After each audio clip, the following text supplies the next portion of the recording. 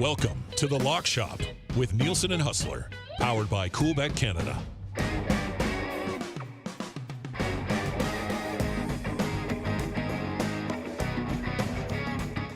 Hello, everyone, and welcome to another episode of The Lock Shop. Happy Tuesday. You boys are back, Nielsen and Hustler. If you're watching on the live stream, you want to chime in and have any questions about the NHL schedule tonight, hit us up. The Lock Shop is brought to you by Coolbet Canada. Stay cool, bet responsibly. Chris Abbott joins us on our Friday episodes. Fastest payouts in the industry, the incoming bet tracker. Very transparent. They say they're very transparent, and they certainly are, buddy.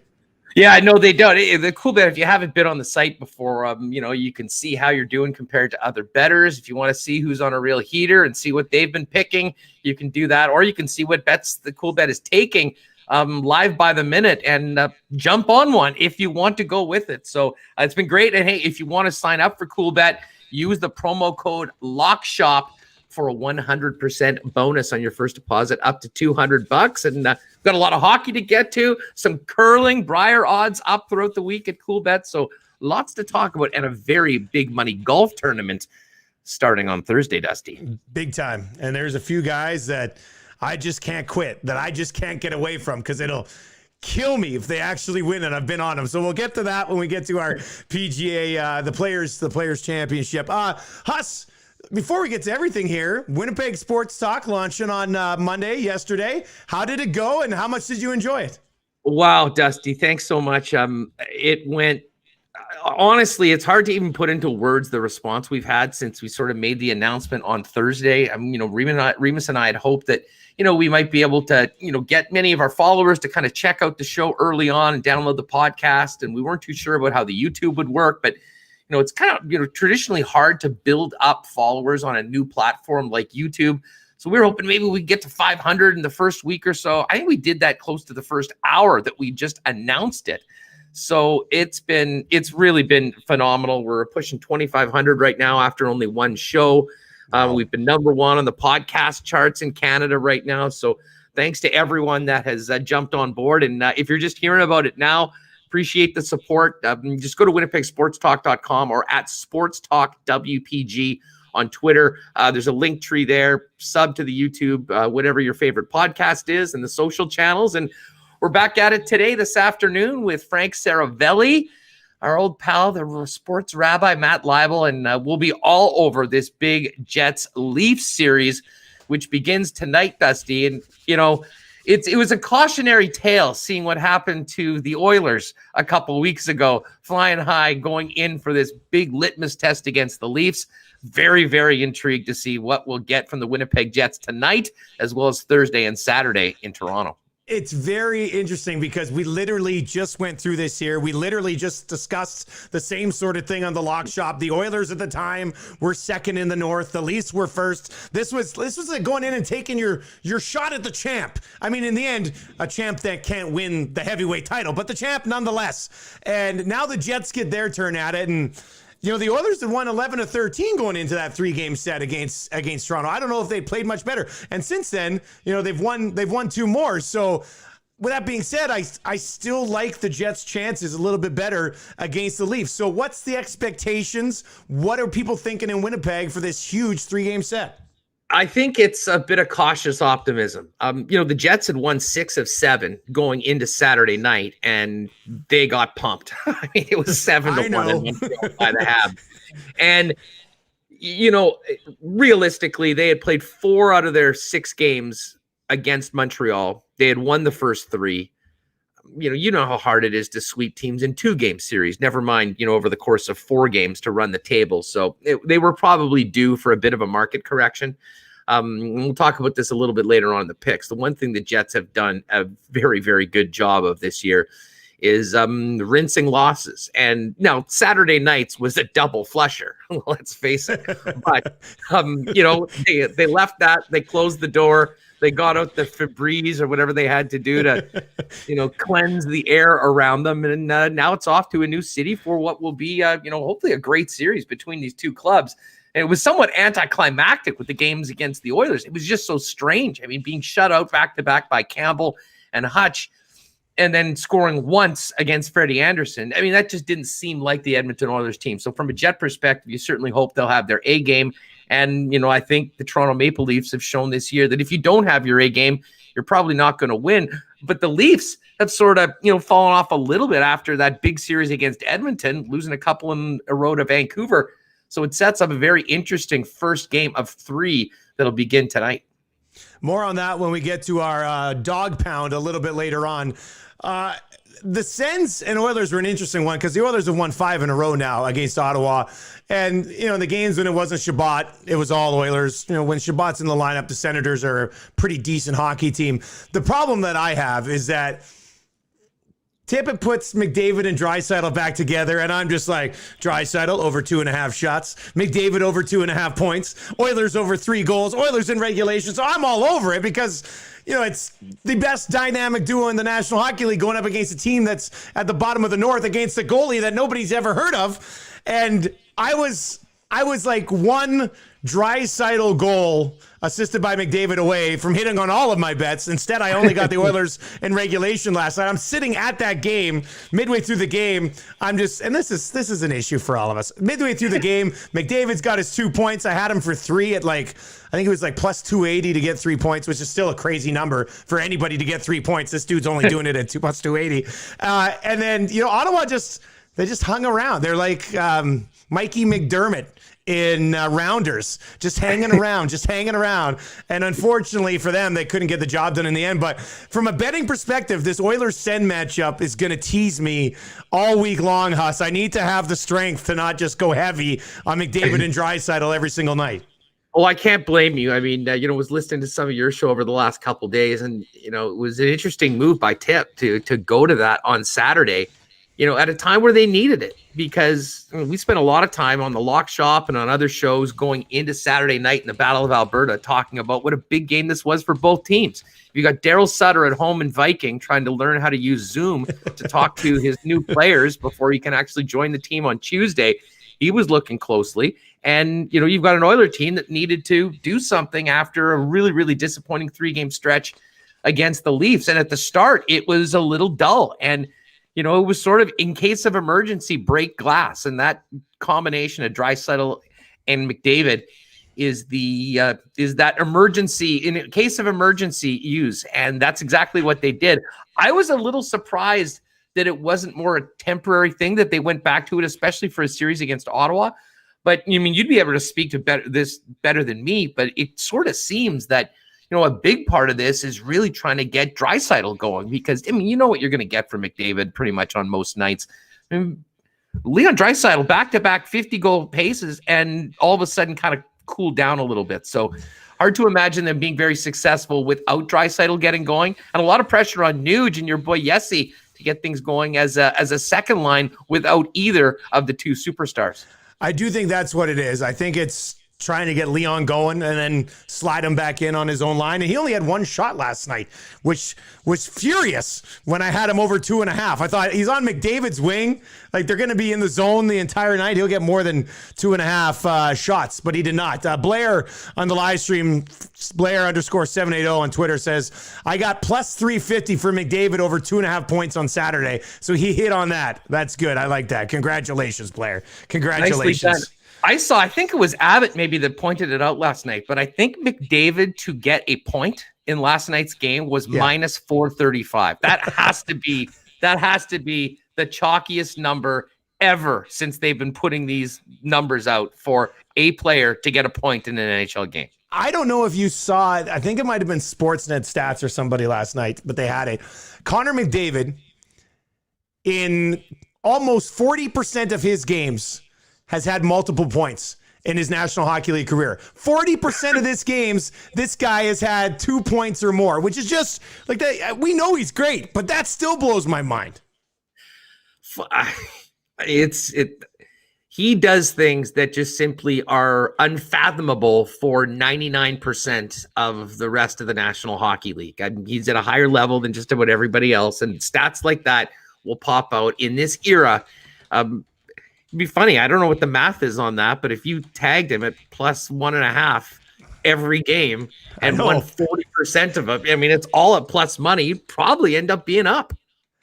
I might have to try it. I might have to dive into that and just see how it plays out. All right, let's get to our puck picks for Tuesday night schedule in the National Hockey League. Looking for the bounce back. These Tuesday pods have essentially become our bounce back episodes, Huss, and we're going to try to do it again tonight.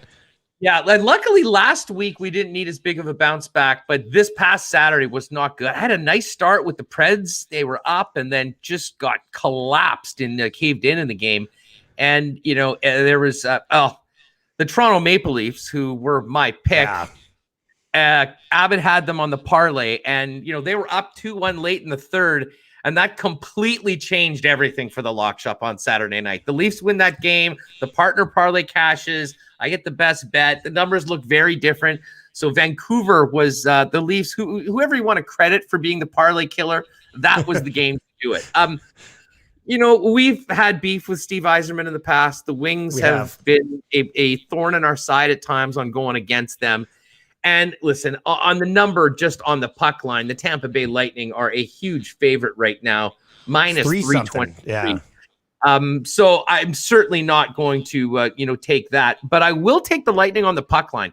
Lightning have been really good lately. They covered, I believe, 5 or 6 in a row on the puck line, and then had a bit of a slip up, lost a game, and on Sunday night found themselves down 3-0 to the Chicago Blackhawks.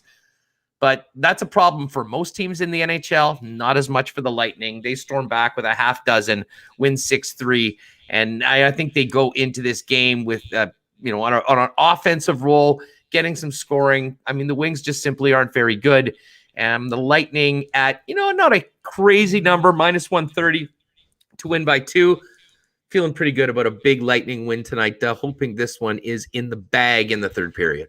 And I'm going to go to the Washington Capitals, and I should be careful with this because it just came back to bite me in the butt, because what did we say? You were nervous the Jets wouldn't be able to beat the Habs 4 times in 4 consecutive meetings. Well, I'm going that way again. Washington is 6-1-1 in their last 8. 3 of those 6 wins have come against the New Jersey Devils. I'm still going to go on them tonight. Washington Capitals, minus 192. Not a great number, but this is not, I don't think this is like the Capitals and Devils, in my opinion, are not at that same level of Montreal and Winnipeg. Winnipeg was an underdog in that game. I was kind of trying to ride what I think is just a really good hockey team and getting good value at it. And this one, I think we all legitimately know the Washington Capitals are a much better hockey team than the New Jersey Devils, beating them 3 of their last 6 wins. So yeah, I'm going to be on the Washington Capitals, minus 192. Ovi's not having a great year from a goal scoring perspective, but he's got a couple of goals already this year against the Devils as well. I feel pretty confident. It's one of those almost too easy, and I can't say that, but I feel pretty confident in the Caps, minus 192.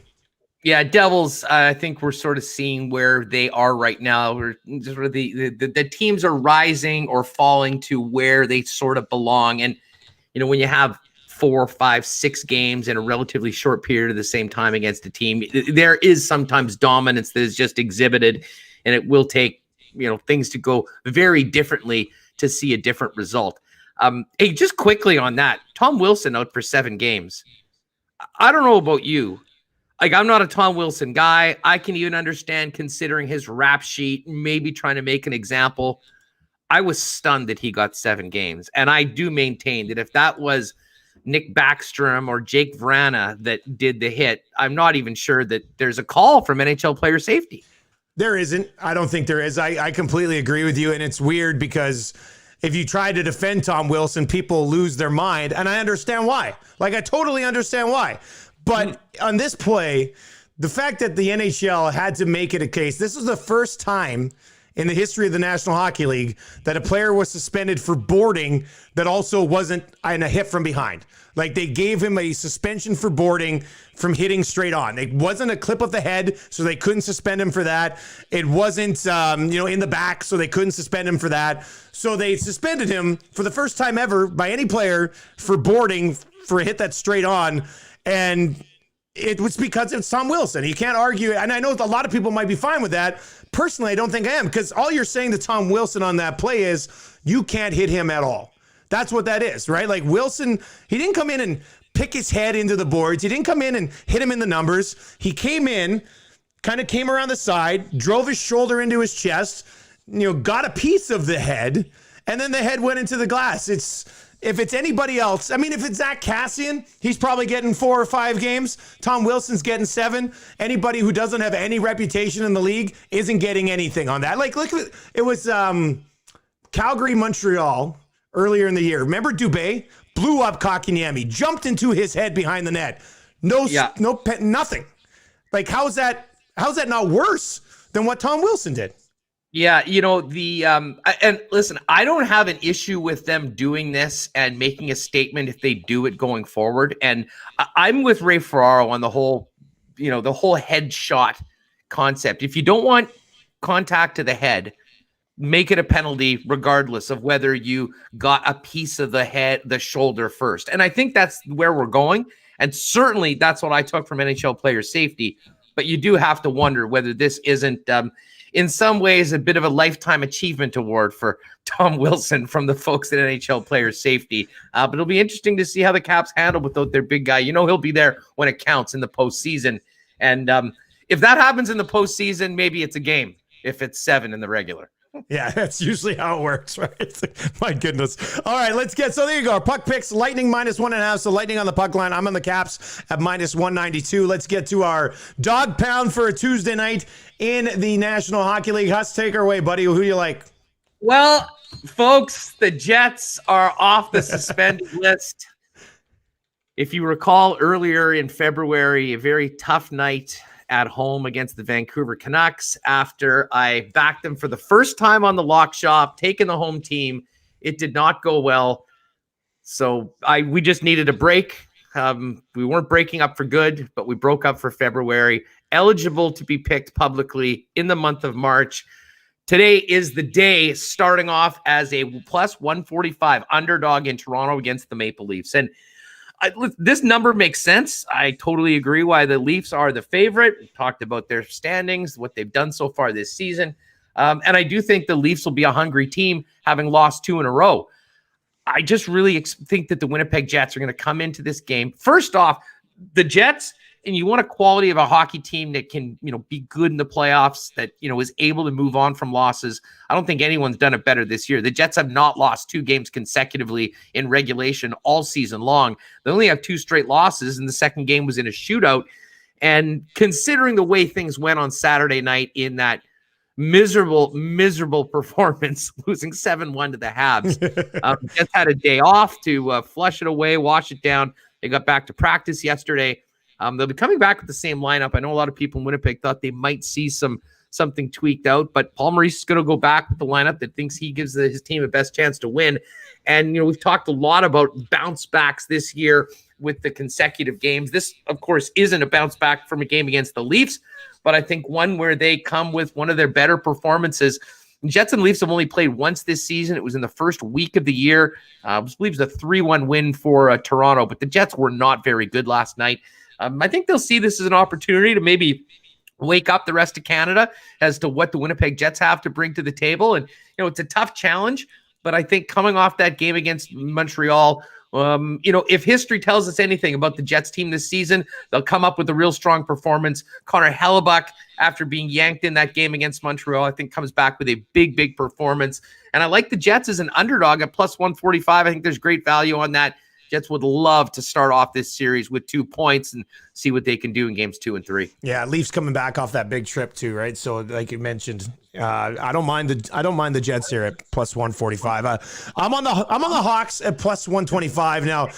They've beaten the Stars twice, so they're playing Dallas tonight. It's on the road. It's in Dallas. They have a couple of 2-1 overtime wins against the Stars already this year. It was a month ago, so I'm not going to read into that too much. Chicago's coming off a 3-game set, not an easy one with the Tampa Bay Lightning. They lost 6-3 in the last game, but prior to that, 4-3 shootout win and a 3-2 overtime loss against the Tampa Bay team that's pretty much been near untouchable so far this season. The other losses that they've got in their last 10, they did drop 1 to Carolina, 5-3, which, I mean, Carolina's a really good team as well. And then the only real blemish on there was that darn Steve Yzerman and the Detroit Red Wings beating them 5-3. Chicago's getting I mean, Pat Kane's having a Hart Trophy caliber season. They've got a couple of young guys, or at least inexperienced guys, who've really stepped up in a big way. They just proved that they could play with Tampa for the most part. I mean, not many teams are going to do much better than take 3 points in 3 games from the Tampa Bay Lightning. And they get a Stars team that,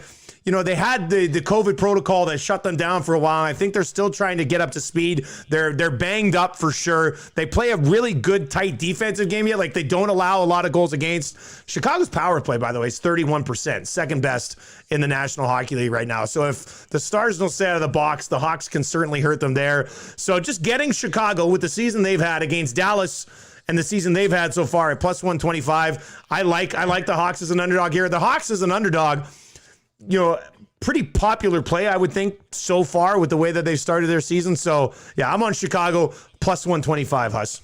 Well, it's interesting. Dallas, you know, Joe Pavelski had that wild start after they were late to joining the regular season.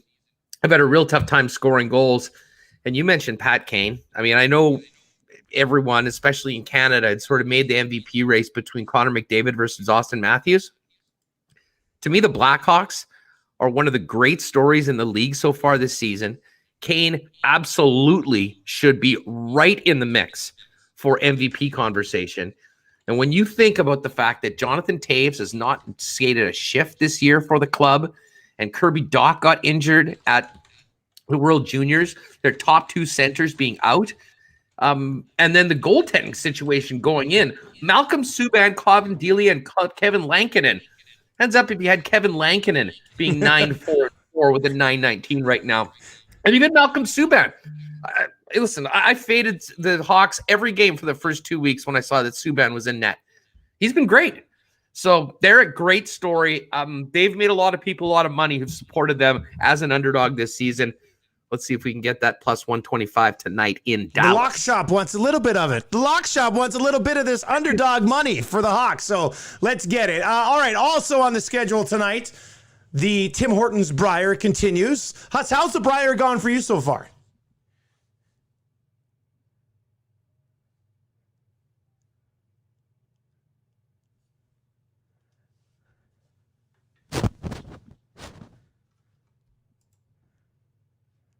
Huss, I lost you.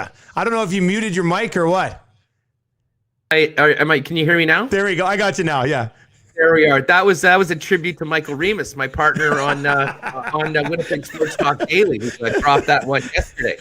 I actually had a little cough. I tried to do it. Don't mute it very often. So I thought I went deaf. I was freaking out. Yeah, it's the old, you know, that funny internet mime trick you pull every now on everyone. No, it's been great. Matty Dunstone, Winnipeg guy, skipping for Saskatchewan, I think has been undervalued all week. Had a big win last night, a plus money I was on against Brad Gushu.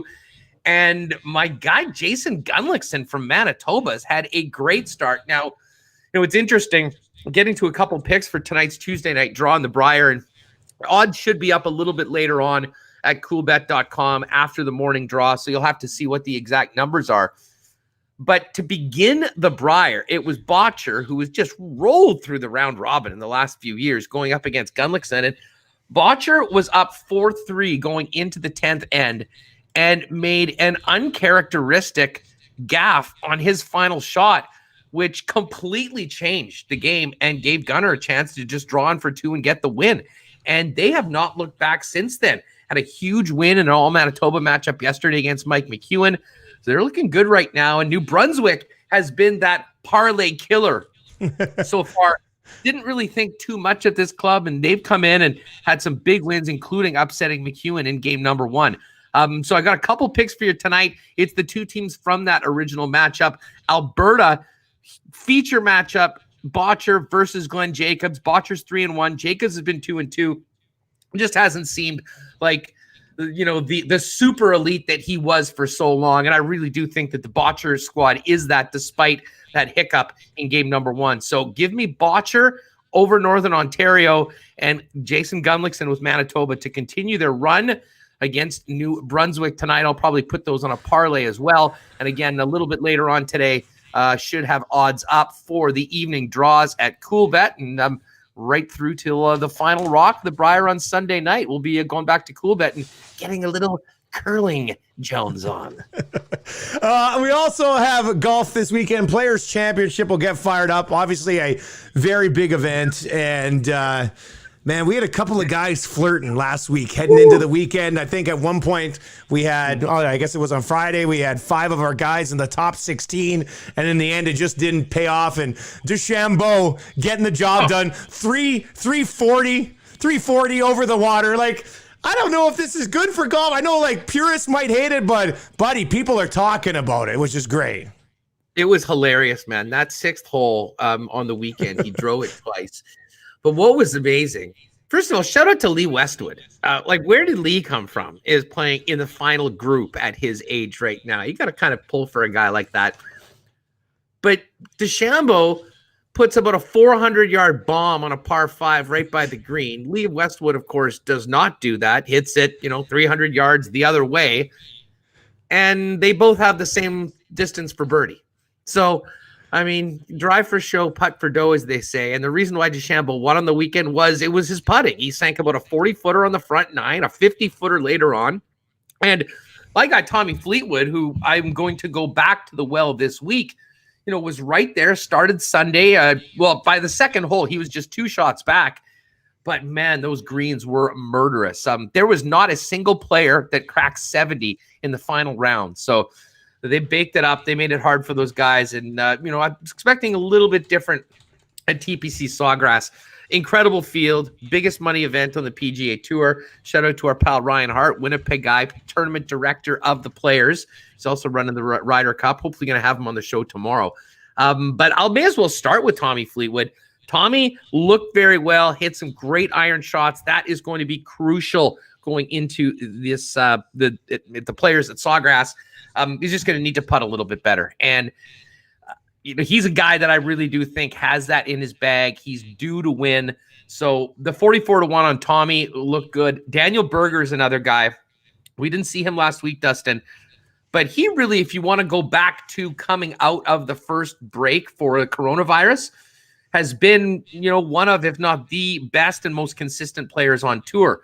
I was really surprised that his number didn't start with a 2 as opposed to a 3, never mind pushing 40-1. So really in on Daniel Berger.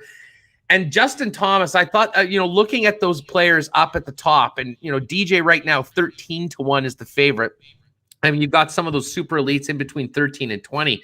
I know JT hasn't been great over the course of the past, 2-3 tournaments. But, he really is the sort of a guy that can go to a course like this, start throwing darts, sink a few putts, get on a roll, and really run away with it. So 20-1 of the shorter odds players, I just kind of feel like Justin Thomas is due to wake up. And not too often you'll get JT at a number like 20-1. So he was my shorter number. And then a couple longer guys with Daniel Berger and Tommy Fleetwood for the Players starting Thursday. Am I too invested in Victor Hovland at this point, Huss? Like, if I go away from him, I know he's going to win, so I got to stick with it at 29-1. You know what? Hey, listen, that's the life of a Tony Finau guy. I mean, you got to be there. You got to be there. And by the way, Tony is at 29-1, and I didn't throw it out there, but he will most certainly be on the card. So just there you go. Vic he's such a fun, exciting young player. He's such an easy guy to cheer for. And, man, he's world-class. And when you think about where he's been the last 2 tournaments, I mean, there's absolutely no reason why we shouldn't expect to see him contending on Sunday. And at a number like 29-1, I think he's due. Trust me, when he does get in that winner's circle, Dustin, you won't be seeing 29-1s on exactly. Victor Hovland. So, that's what I wanted to say. So these numbers are going to disappear, right? Well, and of course, and I can't help but look, you've also got Jordan Spieth, and what a crazy month Jordan Spieth's had. I mean, he pretty much almost played himself out of many of the big tournaments on tour, the WGCs, falling out of the top 50. Spieth has found the magic beans, as my buddy Jeff Feinberg likes to say, sinking some putts. Now, it hasn't gone with him for the full 72 holes yet, but It's great to see Spieth contending right now. He's one of those guys that, a lot of people love him. Some people don't, but he's must see. He's exciting. And it's great for golf to have him contending right now and getting him back at numbers that probably are more appropriate for a guy with the pedigree and the resume of Jordan Spieth. Yeah, I'm on Spieth here, plus 3,400. As Huss said, I mean, he's been trending in the right direction. He's got 3 top 4 finishes among 4 straight top 15s here. So it's just a matter of putting the entire thing together. He's been excellent for stretches in these events, but he hasn't been able to finish it off. So is this the one where he can finish it off? I think he finished 4th here in 2014. So, I mean, there's a little bit of history here, but with the way he's been playing right now, and he's got what it takes to win these big level events. He's done it in the past. He just hasn't done it recently, but he has been trending in the right direction. So I'm on Spieth at plus 3,400. I'm back on Hovland again, who's got a win this year, a couple of seconds. He's top 25 in greens in regulation. I think he's 10th in scoring average on tour right now. He's going to get another one here. So I've got him at plus 2900. And then my safest play, if you want to call that, Patrick Cantley at 22 to 1. He actually fired, if you remember this, he shot a 67 last year at this event on day 1 before it was canceled. So he's off to a great start last year as well. Since October, he hasn't had anything worse than, I think, top 17. So he's playing well. There's a major coming somewhere along the way here for Patrick Cantley, but I'll take a Players' Championship at 22 to 1. So I'm on Cantley, Hovland, and Spieth for the Players' Championship this week. This is a great tournament, and anyone that grew up playing Tiger Woods or any of the golf video games knows the 17th hole. And you know what? While we're here, Dustin, let me just see if I can get this up, because you got the odds. I do know that we have a couple special odds for the tournament involving the 17th hole. And actually, we've got a whole bunch of top, there's top Canadian odds as well. Corey Connors plus 145, Mac Hughes 275, Hadwin plus 350, Nick Taylor at plus 400. Those are always fun to get into. A number of group bets as well. You've got winning scores. How about this? Do we like a sprinkle on plus 375 on any player to record a hole-in-one on the 17th hole? Look at that. Hey, you want a safer bet for your boy Vic? You can get him at minus 154 to be the top Scandinavian.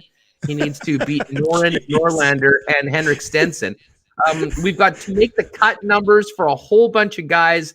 And then this is fun. This is focusing on the famous 17th hole at Sawgrass. Highest score on the 17th hole is 6.5 over minus 154. So essentially, does someone get a 7? Number of birdies for the tournament, over under 64.5. But my favorite one, and we're waiting for a number on this. It is posted. It's off the board. Go back to Cool Bet a little later on before the tournament. Total number of balls in the water on the 17th hole. Let's take the over and cheer for everybody that we didn't pick to go straight into the drink. Man, you should not have told me about the Scandinavian one. I'm all over Hovland at minus 154 for that. Come on. The guy's got to turn around. I cashed on him top 10 a couple of weeks ago. I think I had some money on him just to finish top 10, and he managed to do that for me. So, yeah, give me that all day. Get there on that before the lock shot moves the line again. Oh, that's awesome, buddy. All right, so that's going to do it for another episode of The Lock Shop. A quick little Tuesday episode for you. Huss, 1 o'clock Central Time. You'll be up and running every single day with Winnipeg Sports Talk? Yeah, you got it on the YouTube channel at 1 o'clock. Give us a sub, if you would, at Winnipeg Sports Talk on YouTube. And if you go to the Sports Talk or the website at winnipegsportstalk.com, all the links are there for the podcast. And yeah, it was great doing this live right now, getting ready for a big Tuesday night, Dusty. We'll get back to it for the next few shows. And then Friday night, we'll be back at it. Championship round for curling. Big Saturday night in the National Hockey League.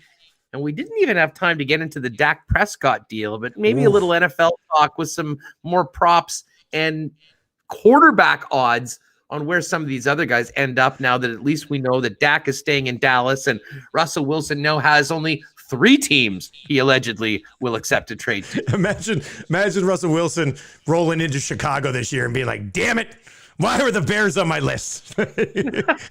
We'll see how it plays out. But yeah, I agree. We can definitely dive into some more quarterback landing spot discussion as we move forward. We'll be back with another episode. It's all brought to you by our friends at CoolBet. Find them on Twitter at CoolBet Canada. They've got the best odds. They'll beat any other odds out there. So if you find something better and you wanted a CoolBet, just contact them on Twitter and they will make that happen. Huss, best of luck the next couple of days, buddy, and we will chat with you on Friday. Thanks, Dusty. Always a pleasure. Thanks, everyone, for tuning in. And don't forget, promo code LOCKSHOP at coolbet.com, 100% bonus up to $200. And we'll hopefully have some winners for you tonight. And I'm ready for some big championship curling picks on Friday, Dusty. Talk to you later in the week, everybody.